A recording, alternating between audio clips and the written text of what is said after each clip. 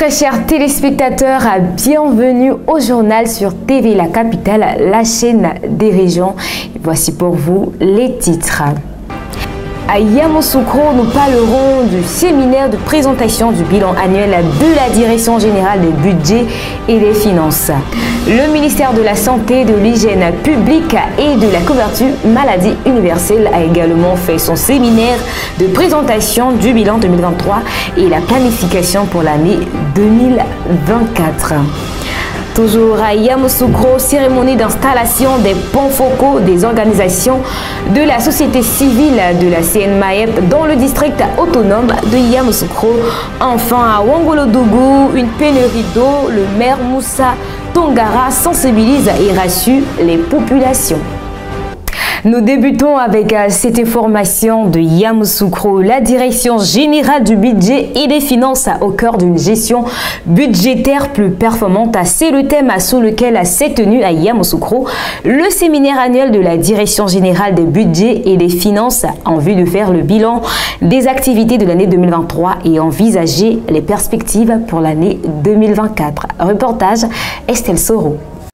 Démarré le jeudi 29 février 2024 par une cérémonie d'ouverture, ce séminaire bilan et perspective a vu la présence du directeur de cabinet adjoint du ministre du Budget et des Finances qui le représentait pour l'occasion. C'est autour du thème « La Direction générale du budget et des finances au cœur d'une gestion budgétaire plus performante » que s'est tenu ce séminaire annuel qui va permettre de faire le bilan des activités de l'année 2023 et envisager les perspectives pour l'année 2024. À l'ouverture, le directeur de cabinet a félicité le directeur général et sa direction pour les avancées de la conduite budgétaire au cours de l'année 2023. C'est le lieu de saluer le dynamisme et la proactivité de la Direction générale du budget et des finances et se réjouir des initiatives qui y sont conduites à l'effet de soutenir l'activité économique tout en veillant à préserver les engagements de l'État dans le cadre du programme économique et financier conclu avec le Fonds monétaire international.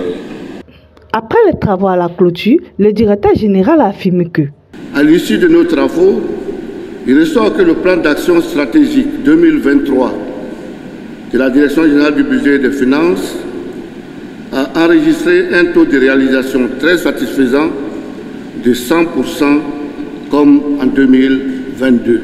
Concernant le programme d'activité 2023 de la Direction générale du budget et des finances, il a été réalisé à hauteur de 90,9% contre 86,2% en 2022.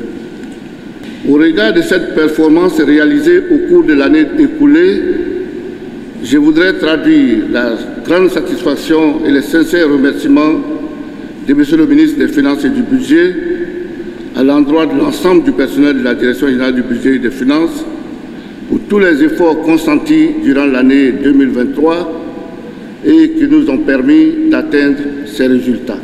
En ce qui concerne les perspectives pour l'année 2024, il s'agira de poursuivre le suivi régulier de l'évolution de l'exécution budgétaire et des risques liés au respect des objectifs de solde budgétaire, de renforcer le suivi de l'exécution des crédits budgétaires des représentations nationales à l'étranger et des établissements publics nationaux à travers le système intégré de gestion des opérations budgétaires de l'État, d'élaborer le document de programmation budgétaire économique pluriannuel 2025-2027 qui servira de base au débat d'orientation budgétaire au Parlement.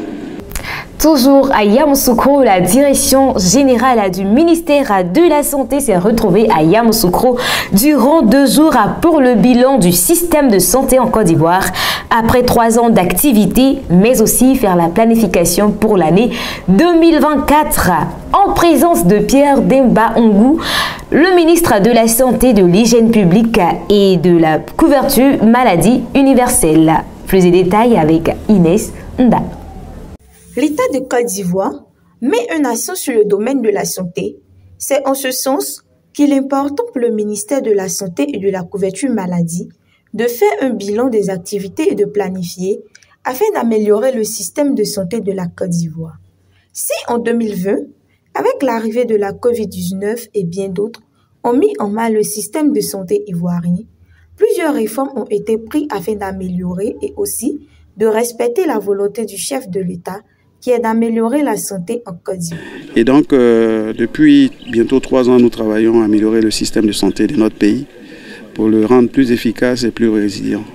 Des initiatives importantes ont été prises, que ce soit pour l'amélioration des plateaux techniques avec le programme hospitalier, que ce soit pour l'amélioration de la gouvernance avec toute la réforme du système de santé, mais également donc, pour favoriser l'accessibilité et la qualité des soins. Donc, la grande mesure qui a été prise est donc de mettre en place la couverture maladie universelle qui permet d'abattre les barrières d'accessibilité financière pour les personnes vulnérables et toutes les couches.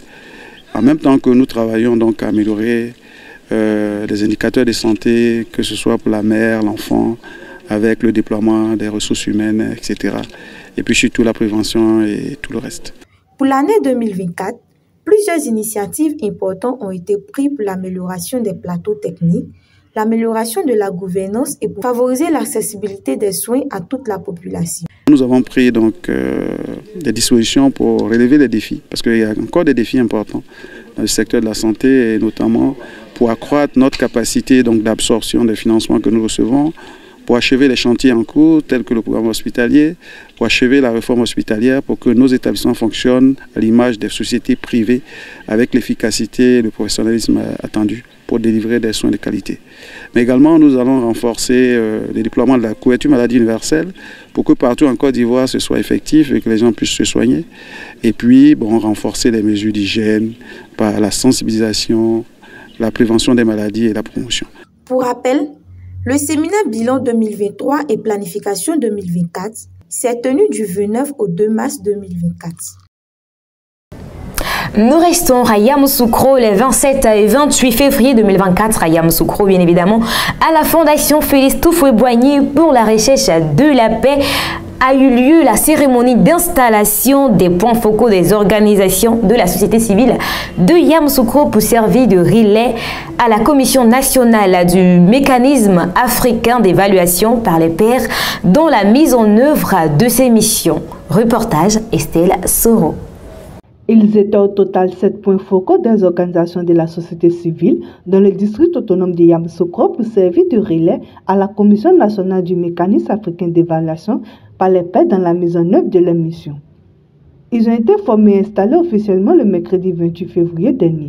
Ils sont des membres des organisations syndicales, des associations de jeunes, des associations de femmes, du secteur privé, des professionnels du média, des confessions religieuses et des organisations paysannes, désignés désormais être les porte-parole de la société civile.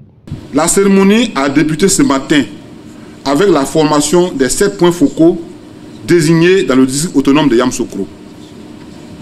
La formation a consisté à faire connaître aux points focaux l'organisation et le fonctionnement, les missions du MAEP et de la CNMAEP. 2. À faire connaître le processus d'évaluation du MAEP. Et 3. À partager avec eux la feuille de route des points focaux du district de la CNMAEP de Yamoussoukro. Maintenant qu'ils ont reçu ces rudiments, le moment est venu de les installer officiellement, de vous les présenter et de vous les confier afin qu'ils puissent disposer de la légalité et du soutien nécessaire pour exercer leurs fonctions de point focal de la CNMAEP dans le district autonome de Yamoussoukro. Créé en mars 2023, le mécanisme africain d'évaluation par les pairs est un dispositif de contrôle réciproque visant à favoriser la bonne gouvernance à laquelle les États membres de l'Union africaine adhèrent volontairement. Direction à Ouangolodougou. Depuis que la digue du barrage de Ouangolodougou s'est cassée suite à une forte pluie, causant ainsi la fuite de l'eau, les retenues d'eau et puits ont également tari.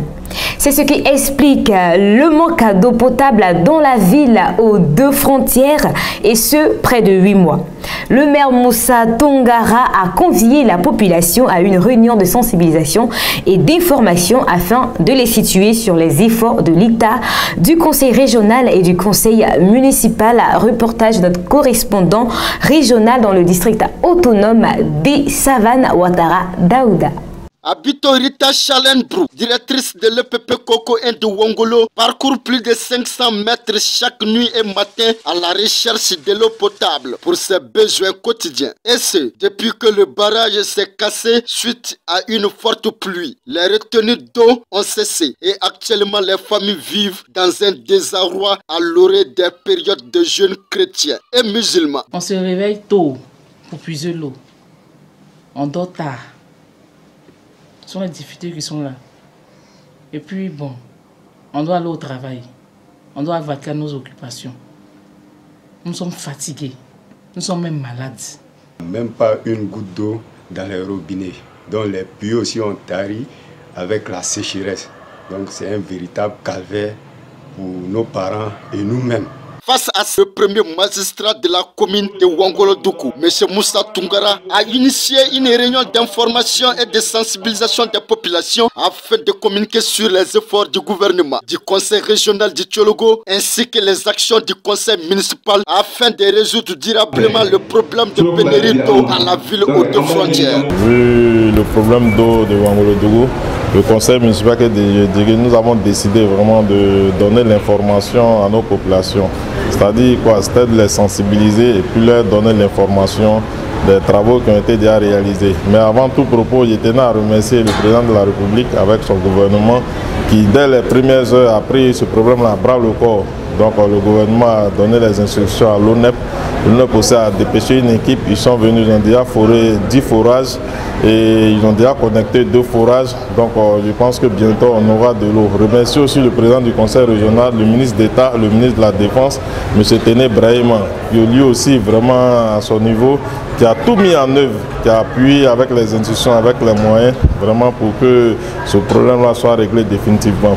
Donc en tant que le premier magistrat, nous aussi à notre niveau, c'était bon de venir donner l'information aux populations, les travaux qui ont été où on en est et leur rassurer que dans quelques jours, vraiment on aura de l'eau. On sait que c'est difficile, surtout avec le mois de jeûne même des chrétiens qui a déjà commencé et le ramadan qui va débuter dans quelques semaines. Donc c'était bon de venir vraiment rassurer nos populations et je pense que c'est ce que nous avons fait ce matin. Au sortir de cette rencontre, les populations de Wongolo-Doukou sont satisfaites car ils auront de l'eau potable dans quelques semaines. Et voilà, c'est tout pour le journal. On se donne rendez-vous pour une autre édition. D'ici là, prenez soin de vous.